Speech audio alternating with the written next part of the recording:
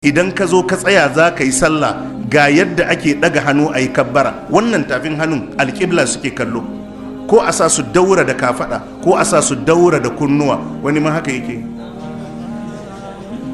ba ruwansa, kuma iya sallansa haka yake haka gabar suke kallo, tafin hannun gabar ake so su kalla, wani ma sai ya dan taba kunnensa. Haka ne, saboda me yasa? saboda ba a karatu ya koya ba, ya gani ne ana yi. Wani idan ya zo yin sallama ya yi haka, ya zo ya yi haka, ya yi haka. Haka ne, ka kalli mutane da suke yi.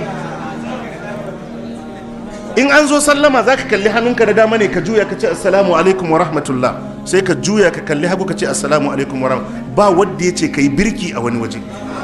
To wani daga tsakiyar ma in zai fara sai ya kada kai, ya yi nan ya kada, in ya dawo tsakiya ya tsaya ya yi tukunne ya juya. Wani in yana tahiya, bayan ya gama tahiyan sai haka.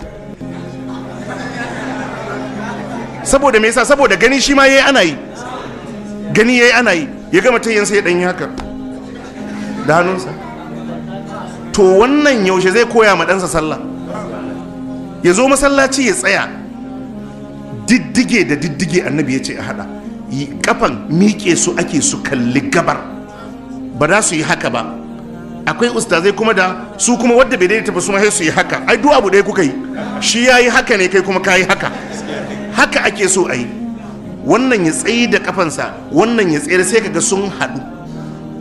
To wani sai zo yi haka, taba sha ni haka Allah yi ni wai haka Allah yi shi. Jama'a mun fahimta?